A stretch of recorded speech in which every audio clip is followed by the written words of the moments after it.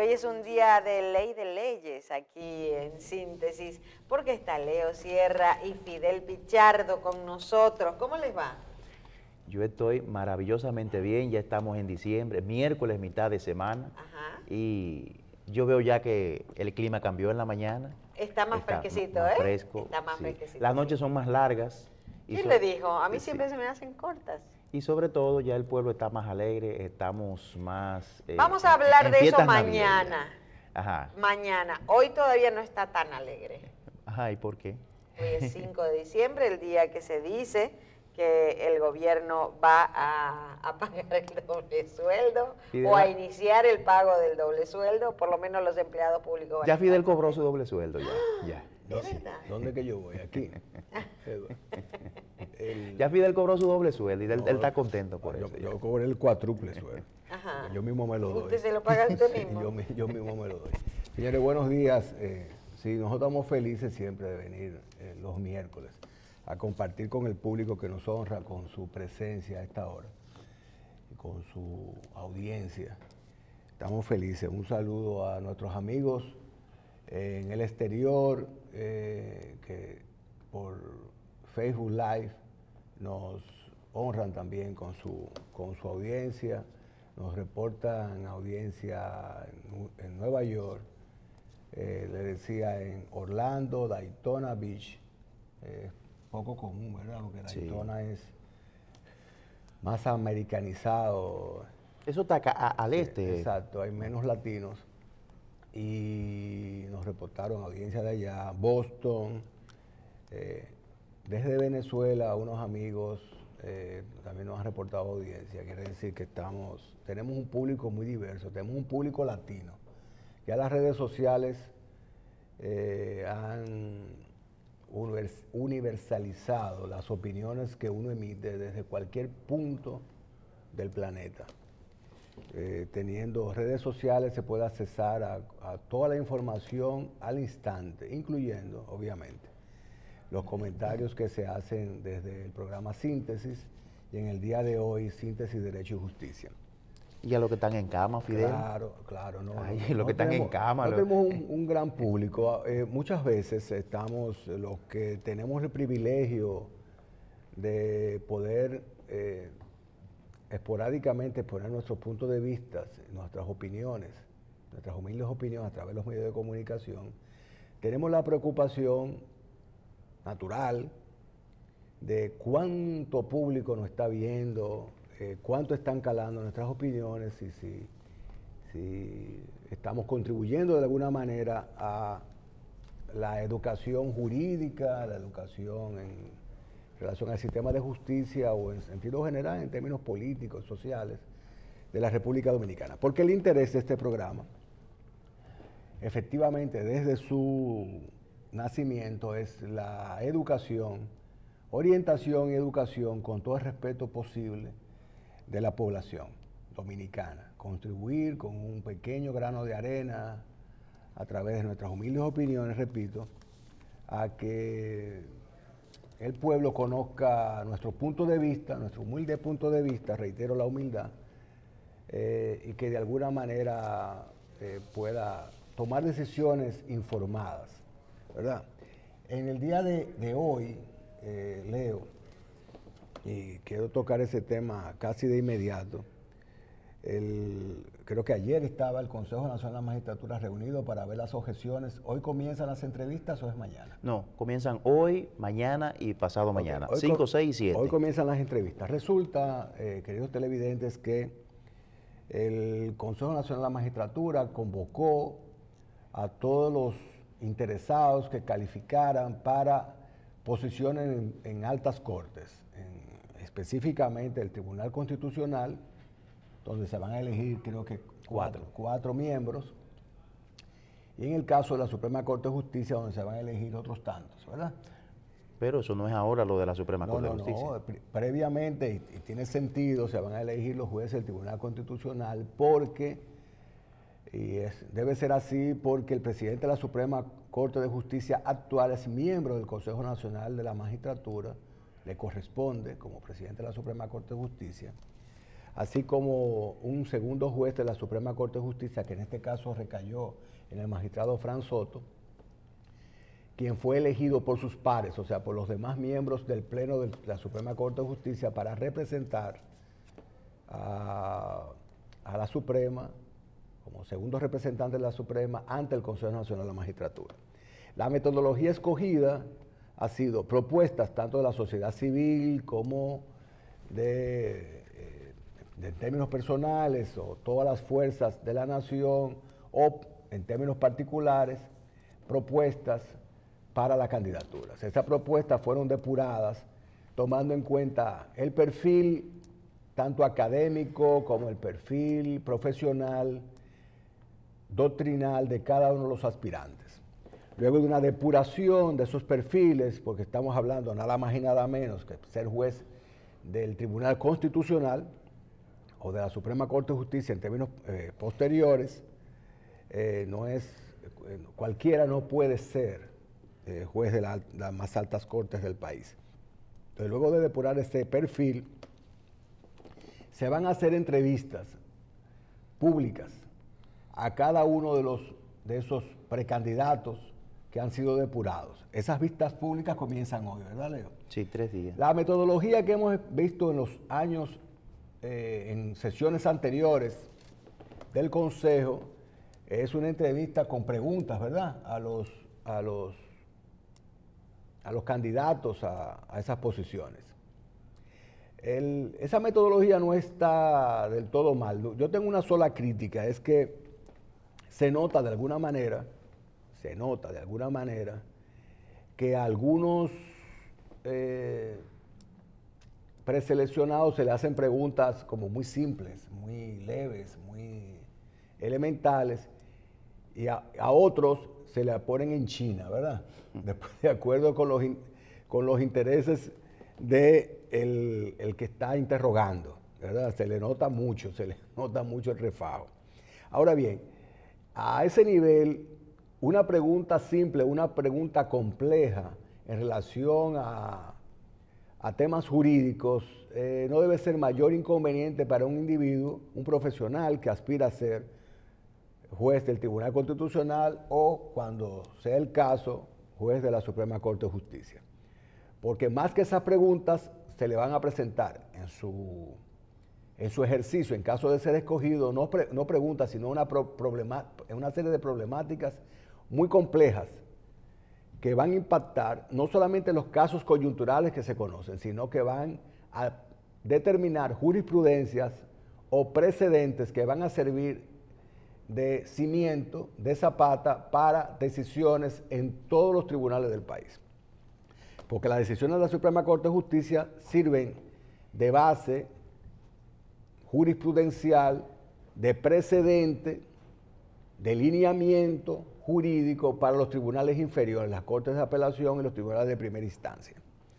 Por eso es tan importante el acervo académico, la profundidad en el conocimiento de la ley, la logicidad en la aplicación de ese conocimiento y una visión del juez, de la trascendencia de sus decisiones. Porque, repito, un juez de la Suprema Corte de Justicia, y mucho más en el caso del Constitucional, es un juez que tiene que tener ese tipo de cualidades, de profundidad en el conocimiento de la ley, de logicidad, razonamiento iluminado, para poder tomar decisiones correctas. Otra crítica ha sido que, siendo políticos los que componen, principalmente políticos los que componen el Consejo Nacional de la Magistratura,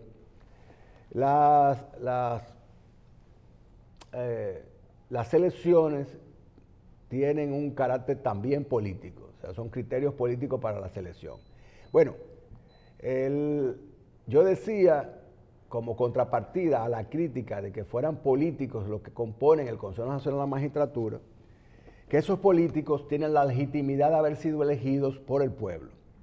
Entonces, si de alguna manera el pueblo dominicano delegó en el presidente de la República, cuando lo eligió, la prerrogativa de elegir a su vez en un órgano colegiado a los jueces, entonces no hay forma más legítima que esta, que es que todo el pueblo vote por una persona para que a su vez tenga la potestad por cuenta del pueblo, en representación de ese pueblo que lo eligió, de elegir a los jueces.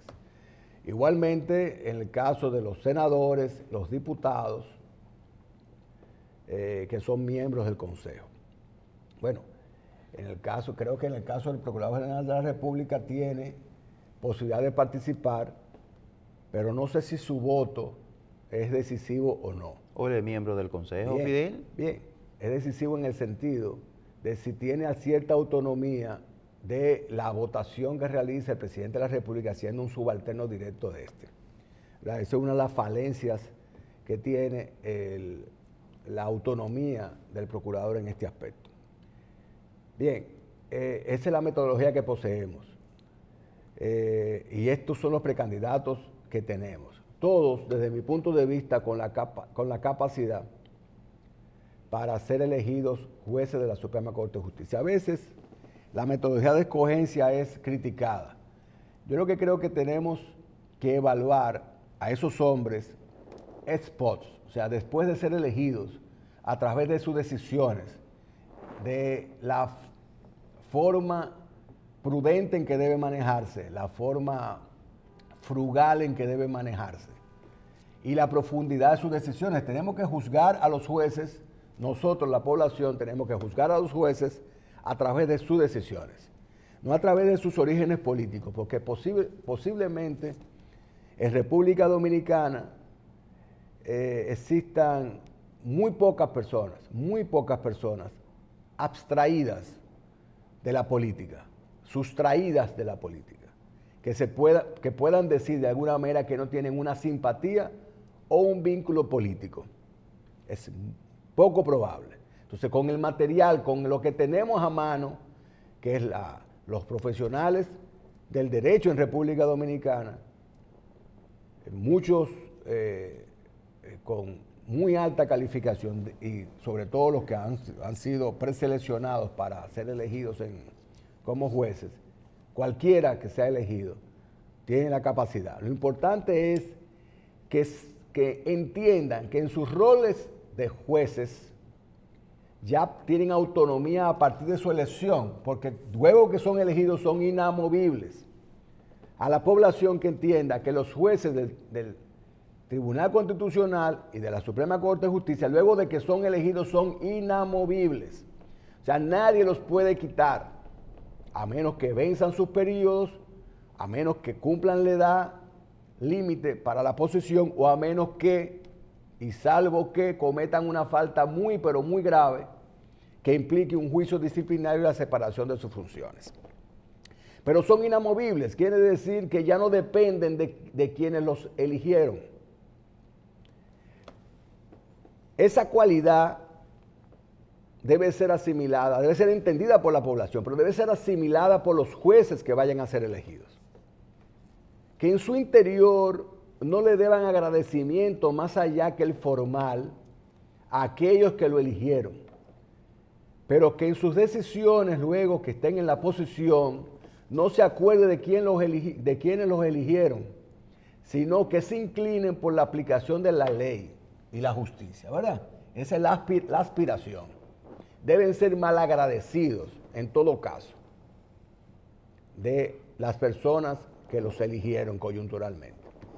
Eso es lo que deben asimilar los jueces, que ya ellos no se deben a nadie, que nadie los puede tocar, que nadie puede influir en sus decisiones, que tienen la libertad absoluta de tomar decisiones con autonomía, apegados a un solo credo, que es la ley, la aplicación de la ley. Y la aplicación de la ley de forma razonable, de forma lógica, acercando sus decisiones al ideal de justicia. O sea, que esas decisiones legales además sean justas. Eso es lo que deben entender los que sean elegidos como jueces. Que no terminan de asimilar ese hecho los jueces dominicanos. Que no se deben a aquellos que los eligen, ni se deben a instituciones políticas, ni se deben al aplauso de la prensa o a la crítica de la prensa. Se deben a su conciencia y a la aplicación de la ley y sobre todo al ideal de justicia, como hemos explicado. Eso esperamos. Vamos a ver la metodología. Hay críticas, otras críticas, que es que ya los políticos que conforman el Consejo Nacional de la Magistratura se reúnen en gabinete, se han reunido ya con sus grupos de interés, sus grupos de presión, tanto la sociedad civil como los partidos políticos, y ya de la amalgama de precandidatos ya ellos tienen una preselección, y que esto de las entrevistas es nada más y nada menos que una especie de espectáculo para la población, ¿verdad? Es nada más y nada menos que un espectáculo para la población.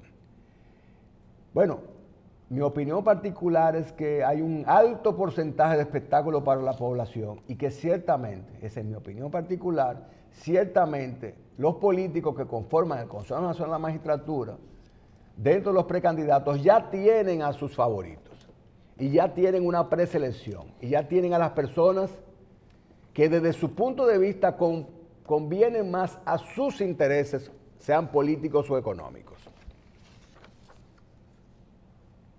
Entonces, ¿cuál es el tema? No hay manera de evitar que los intereses políticos de grupos de presión, grupos empresariales, de la sociedad civil, influyan en la selección de los jueces. No hay manera, no hay forma de evitarlo, ¿eh? Cada uno quiere elegir a los mejores, pero a sus mejores, ¿verdad? A los de ellos. El tema no es ese. El tema es que estas personas, luego de ser elegidos jueces, entiendan que poseen autonomía e inamovilidad. Y que sobre la base de esa autonomía e inamovilidad deben actuar ya en funciones de jueces y olvidarse de cómo y quién los eligió.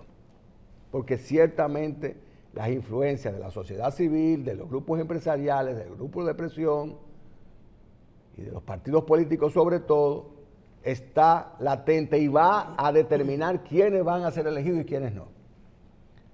Entonces vamos a estar atentos a esta elección que es muy trascendente para la República Dominicana porque los jueces del Tribunal Constitucional determinan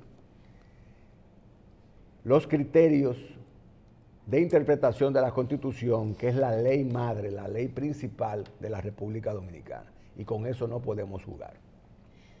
Bien, gracias, doctor. ¿Y usted qué nos trae, Leo? Bueno, pues sería bueno agregar a eso que dice Fidel, y es que estamos a la puerta de la elección de 4 jueces del Tribunal Constitucional, de los cuales se han preseleccionado 47. Fidel dice que ya esas personas están escogidas. Sin embargo, yo pienso y hago la siguiente reflexión. Vamos a evaluar a personas profesionales del derecho que se autodenominan constitucionalistas y están siendo evaluados por personas que no son constitucionalistas, que no conocen ese derecho constitucional. Sin embargo, esa es la ley que lo ha establecido.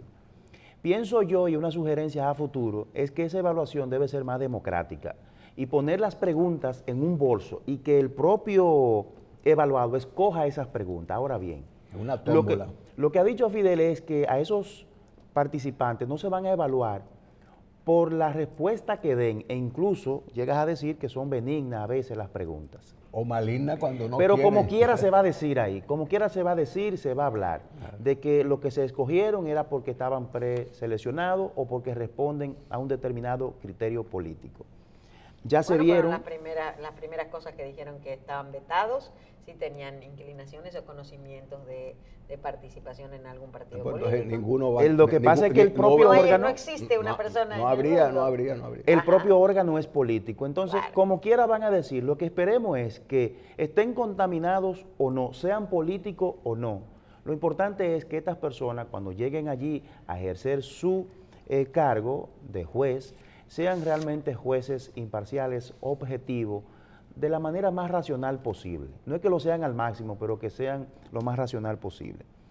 Hay un revuelo en el país de la noticia de que el presidente finalmente dijo, a través de una comisión que se creó, de que no se va a firmar el pacto pacto mundial para las migraciones segura. Yo estuve buscando información sobre esto y estuve viendo un tema de que las Naciones Unidas tiene una agenda de desarrollo sostenible para el 2030. Esta agenda de desarrollo sostenible es una agenda que tienen estos organismos internacionales siguiendo un guión. Y ese guión principalmente estuvo alimentado por los Clinton cuando estuvieron al frente del gobierno de los Estados Unidos. Fíjense que ahora Trump de manera pública dio un discurso y dijo que Estados Unidos no respalda este pacto. Pero la pregunta que nosotros tenemos que hacernos es felicitar al presidente de la República por la no firma de este pacto. Bueno, yo creo que no tenemos que felicitarlo por eso, porque él fue escogido para representar los intereses de República Dominicana. Que en materia migratoria este gobierno ha dado muestra de que no le interesa mucho. Y por eso esos ruidos están ahí. Lo que pasa es que el presidente puso en una balanza ese ruido o sus aspiraciones posibles, futuras, a la reelección. Si el presidente le da luz verde a la firma de ese pacto, yo creo que las consecuencias políticas se iban a reflejar para el 2020. 1. 2. Nosotros lo que tenemos que preguntarnos es, ¿con instrucción de quién y por qué el país lo han metido en este maremoto donde la población que desconoce ese pacto se opone con la poca información que le llegó en los últimos días? Hace 2 años que se está discutiendo. Pero hace 2 años justamente, en septiembre de 2016, hubo una comisión de alto nivel de República Dominicana que fue a Chile a discutir esa agenda, a discutir estos temas. Y allí se hizo esa comisión y se analizaron esos temas de desplazamiento y de refugiados. ¿Quiénes estuvieron en esa comisión? La encabezó el embajador en Chile, Rubén Silié, y una empleada, una funcionaria de la Cancillería, no recuerdo el nombre ahora, que fue la que anunció la firma de eso para el día 10 y 11. Pero miren, yo creo que eso ha sido un anuncio que ha hecho el presidente de manera acertada, pero el país puede, aún ese anuncio que ha hecho el presidente de la República, en cualquier momento firmar ese acuerdo. Porque los pactos, los acuerdos internacionales, no necesariamente tienen que ser firmados en el momento en que la asociación de países se reúne para firmarlo. Las firmas están abiertas. Tú dices a posteriori, claro, posteriormente. Por supuesto. ¿Y tú crees entonces capaz al presidente, luego de anunciar públicamente que no se va a adherir, no solamente no se va a adherir, sino ni siquiera van a ir a la reunión de adhesión? ¿Tú crees que capaz de manera subrepticia posteriormente hacerlo? Bueno, yo en los políticos dominicanos no creo. Ahora, tú dices que el presidente de la República, si es capaz de hacerlo o no. El presidente de la República, en una locución en Cuba o en Chile, no recuerdo bien, dijo que aquí los extranjeros se pasean por las calles sin que ninguna autoridad lo detenga, que hay facilidades de trabajo para ellos. Y el presidente de la República sabe que aquí hay un descontrol en la frontera.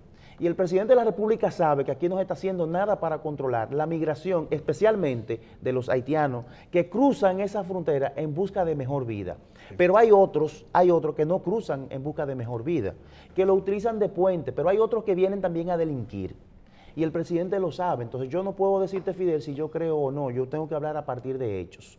Y pienso que la tarea migratoria de este país no está en centrarnos en la discusión y la aprobación de un pacto que, lejos de traer soluciones, lo que va a venir a traernos confusiones y agravar este pacto. Yo no soy de los que felicito al presidente de la República, porque el presidente de la República está llamado a cumplir con su rol de representante del pueblo de la República Dominicana. Es el primer ciudadano y él es quien dirige la política exterior. Lo que deben de llamar la atención es a Cancillería y decirle al canciller de la República, oye bien, que lo dije creo hace tres miércoles atrás, que está metiendo a este país en un problema migratorio, porque estamos haciendo acuerdos con países, con sociedades indeseables, donde la criminalidad es un alto problema en esos países. Sí, no, pero yo te decía, Leo, que es importante puntualizar cuál es la crítica a este pacto, porque no es un pacto de República Dominicana, es un pacto mundial. El escenario es Marruecos, Marrakech, ¿verdad?, para la firma, pero es la ONU y eso es un pacto mundial. Ahora, ¿cuál es la crítica? Y era la posición del presidente a través del consultor jurídico en el día de ayer, en la rueda de prensa, él decía, es que la situación de República Dominicana es única en el mundo. Es una isla compartida por dos países con una diferencia en términos socioeconómicos bestial. O sea, la diferencia entre la República de Haití y República Dominicana en términos económicos, en términos de desarrollo, es abismal. Entonces la migración, en el caso de nosotros, es una excepción en relación a todos los países del resto del mundo. Es una excepción.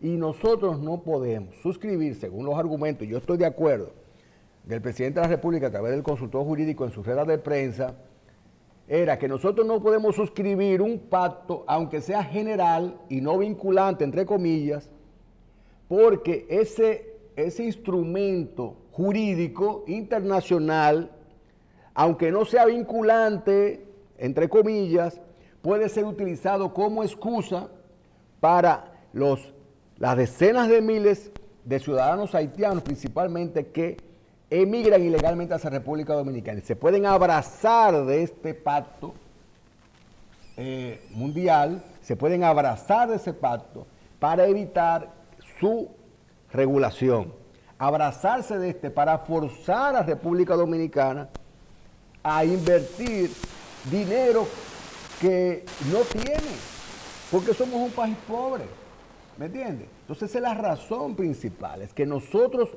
en términos especiales, República Dominicana, no podemos suscribir un instrumento que nos va a perjudicar grandemente. Entonces es la razón por la cual no se ha firmado. Luego, yo creo que tú tienes razón, o sea, no hay que felicitar al presidente por cumplir con su deber. Pero si somos capaces de criticarlo en caso de hacer lo contrario, porque si su decisión hubiera sido la firma, hoy estuviéramos diciéndole de traidor para arriba. Quiere decir que si decidió no firmar, no suscribirlo, ni siquiera ir a la reunión, mandar un representante a la reunión de Marrakech, óyeme, no es que le demos un aplauso y le hagamos una estatua, pero debemos felicitarlo, Leo. Bueno, el que lo quiera felicitar, que lo felicite. Yo lo felicito, yo particularmente no lo felicito porque entiendo que Enfócame, Edward. Yo lo felicito, yo levanto la mano, yo lo felicito. Correcto. Leo no, pero yo lo felicito. Yo me ofrezco a ir a Marruecos si quieres. Exacto. Yo no, porque yo me ofrezco a ir a Marruecos a decir que sea, no va a nadie. no sea mezquino con el presidente. Yo fui de los que voté por el presidente Danilo Medina. No soy de las personas que me arrepiento de lo que hago, pero particularmente pensaría volver a hacerlo. Pero no creo que sea en esa dirección. Pienso que los funcionarios están electos para cumplir con su rol. Ahora bien, hay una situación en el país, y es que todos criticamos y todos queremos siempre sacar la mejor partida hacia nuestros intereses. Vemos cómo la justicia de este país cada día más entra en un retroceso. Aquí la seguridad jurídica, las personas no tienen ese concepto de lo que es la seguridad jurídica, pero es uno de los principios y fundamentos de todo el quehacer ordinario de este país. Fíjense cómo a veces los jueces tienen una mora exorbitante, a pesar de que la Suprema Corte de Justicia ha hecho grandes esfuerzos para disminuir esta mora. Mas, sin embargo, eso no ha sido posible. Tenemos 3 aplazamientos de la sentencia del caso Emily Peguero, del caso que se conoce en San Francisco de Macorís, y esa lectura no ha sido dada. Los jueces fueron suficientemente rápidos, veloces, en dar el dispositivo como manda la ley. Pero ya den la sentencia completa, den la sentencia para que la población conozca, para que la comunidad jurídica conozca las razones objetivas que tuvo ese tribunal para dar esa sentencia y para conocer también las intríngulis procesales y de hechos que dieron al traste con este proceso.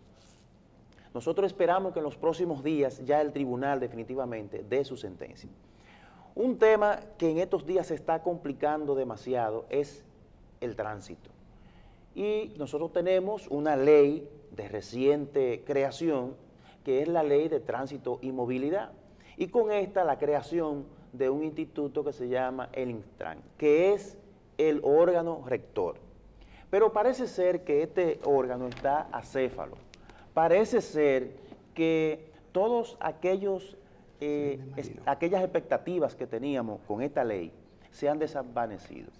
En una ocasión dijo la directora del Intran que se iban a licitar las rutas, los corredores. Todo eso está muy bien. Ahora bien, ¿cuándo aquí se han licitado corredores? ¿Cuándo aquí se le han puesto orden a estos empresarios, a estos mafiosos empresarios del transporte? ¿Qué son corredores, Leo? Los corredores son las rutas 27. Okay. Eso.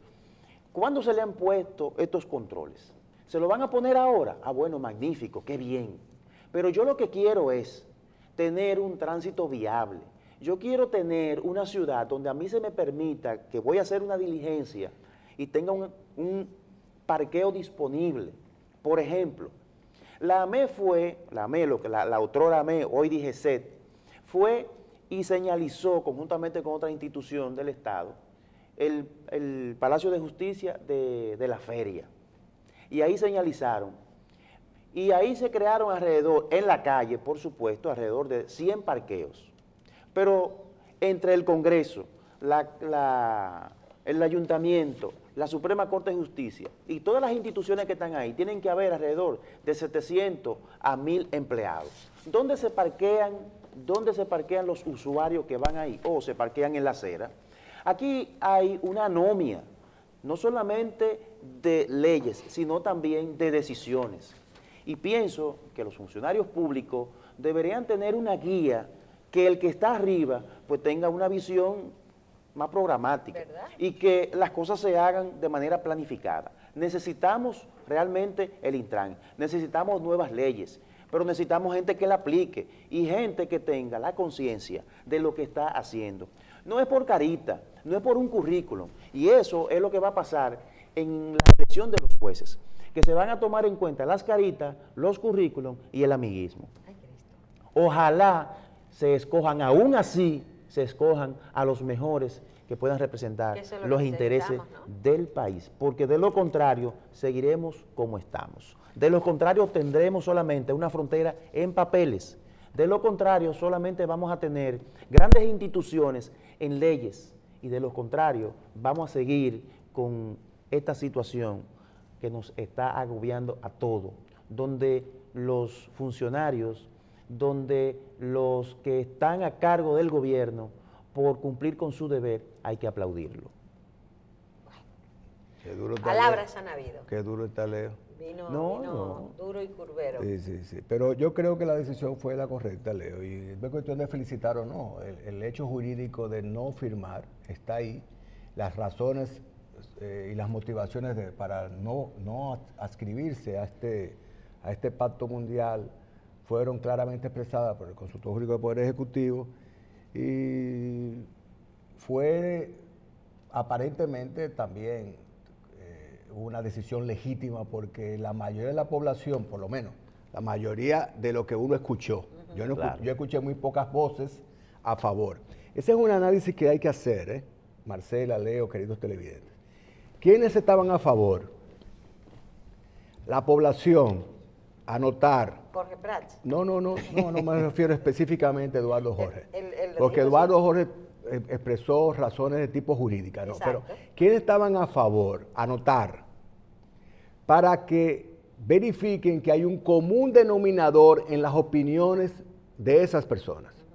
Cada vez que se trata el tema migratorio, al margen de este pacto, ese grupo de personas tienen la misma posición. Porque son los mismos, Fidel. Porque tienen una agenda definida, organizada, hacen circular sus posiciones, ¿verdad? Y la emiten de manera unísona, uniforme, a través de las redes sociales y los medios de comunicación. Hay grupos de presión que no les interesa la soberanía de la República Dominicana, que actúan en contra de los intereses de la República Dominicana, y muchos de ellos subvencionados, financiados y patrocinados por organismos internacionales y grandes potencias.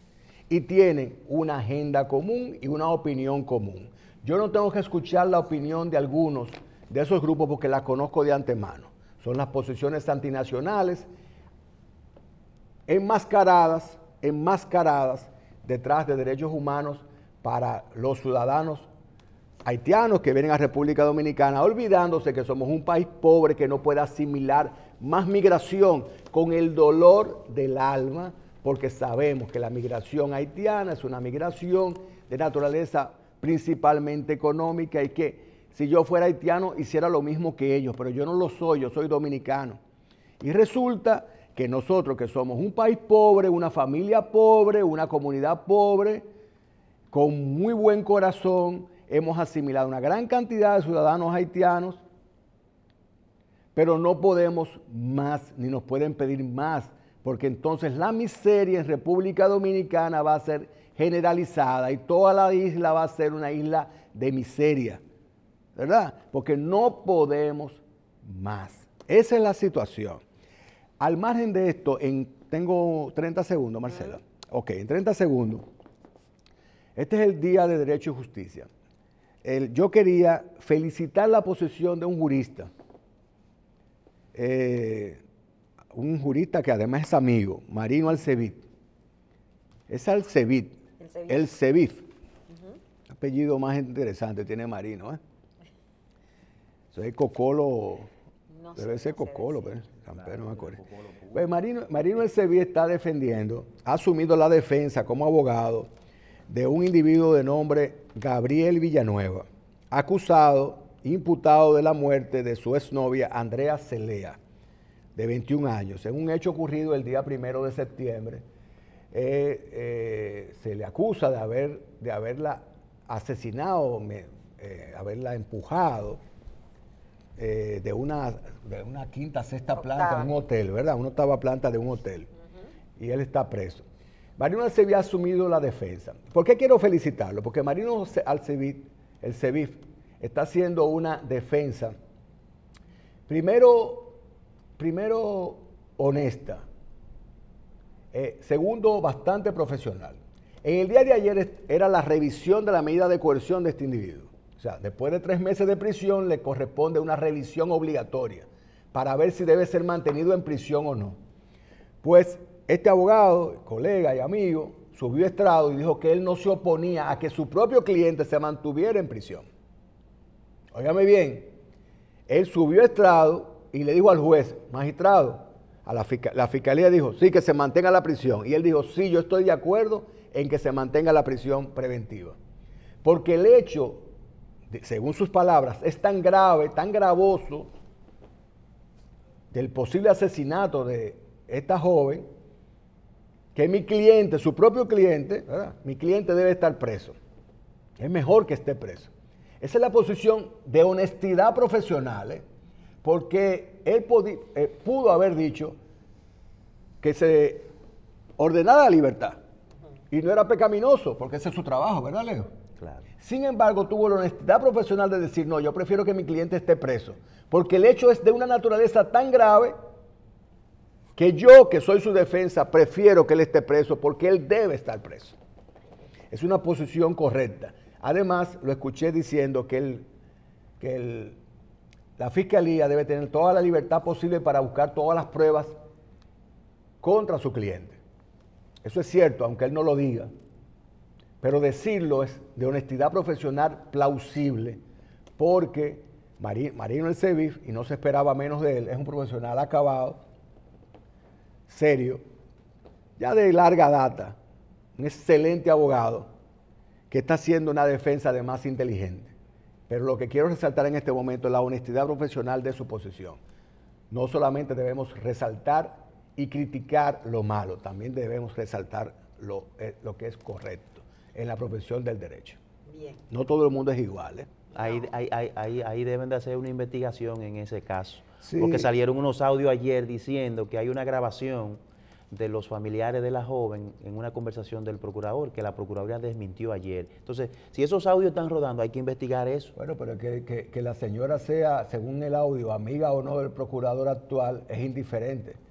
Porque las relaciones humanas, el procurador es un ser humano. Claro. Y puede tener amigos. Y dominicanos. Y luego resulta que uno de esos amigos, conocidos o inclusive cercano a él, un vinculado a ellos cometa un crimen. Y eso no necesariamente ayuda a ese individuo. Yo creo que ese audio lo que hace es perjudicar al hijo de esa señora, no lo beneficia de ninguna manera. Las relaciones con los altos funcionarios y las relaciones con altos militares en el pasado eran muy favorables. Sino que le preguntan ¿cómo se llama? Marlin. Las relaciones ahora son perjudiciales tanto para quien se atreva a cometer el crimen como para el alto funcionario que se atreva a intervenir en favor de un criminal.